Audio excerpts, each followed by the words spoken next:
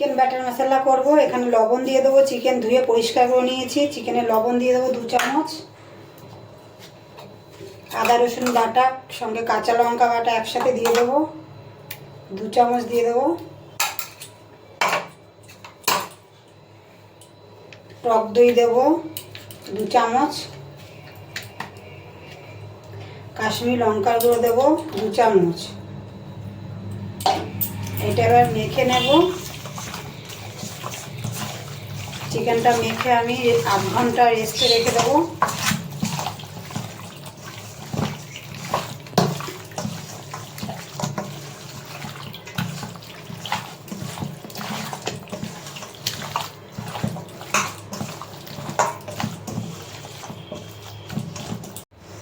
চিকেনটা আমি মেখে 8 ঘন্টা রেখে দেবো চাপা দিয়ে।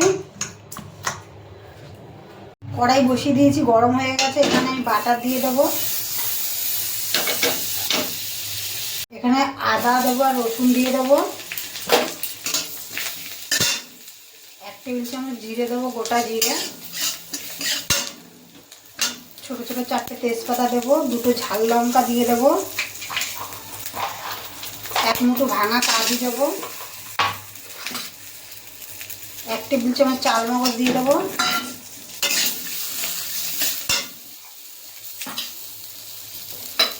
এখানে গোটা গরম মশলা, এর মধ্যে এলাচ, বড় এলাচ আছে, ছোট এলাচ, দারচিনি আর লবঙ্গ আছে দিয়ে দেবো।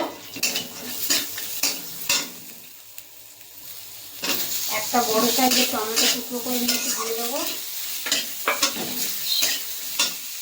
পেঁয়াজ আমি কুচিয়ে নিয়েছি, এখানে আমি 4টে পেঁয়াজ দিয়ে দেবো।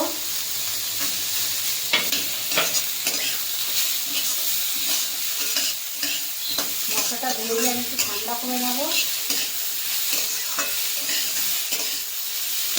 এটা হয়ে গেছে, এবার অল্প জল দিয়ে এটাকে আমি সিদ্ধ করে নেব মশলাটা।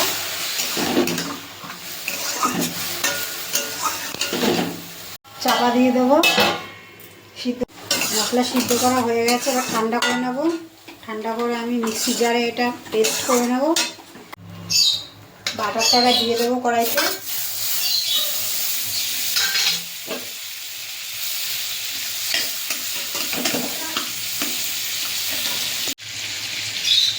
ম্যারিনেট করা চিকেনটা এবার দিয়ে দেবো। একটু ভেজে নেবো চিকেনটা।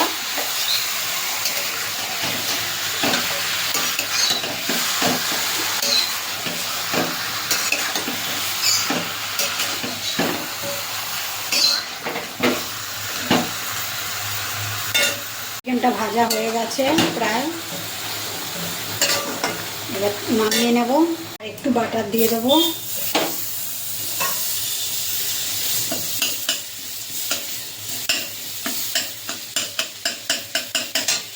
এবারে বেটে নেওয়া মশলাটা দিয়ে দেবো।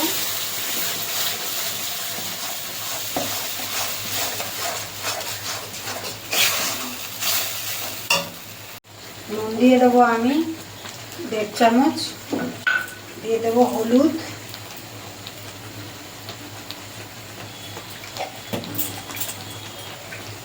আর দেবো কাশ্মীরি লঙ্কার গুঁড়ো।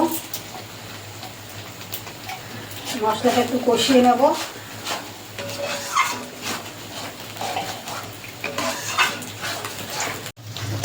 মশলাটা কষানো হয়ে গেছে, ভেজে রাখা চিকেনটা দিয়ে দেবো।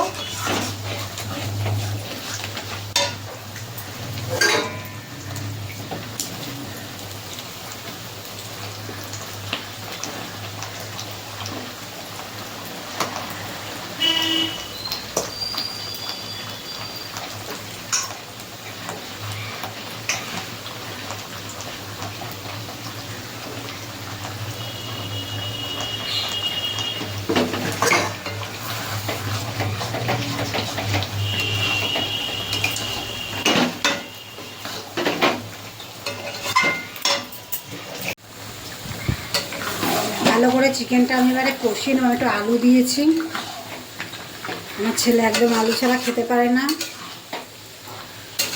আপনারা আলু নাও দিতে পারেন। এবার আমি চাপা দিয়ে দেবো। চাপা তুলে এবার চিকেনটাকে নেড়ে দেবো।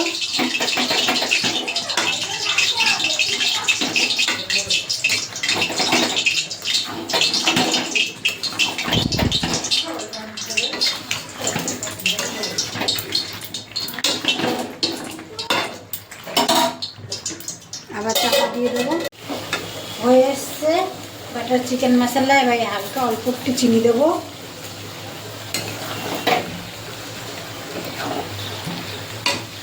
চিকেন বাটার মশলা হয়ে গেছে, একটু ধনে পাতা দেবো।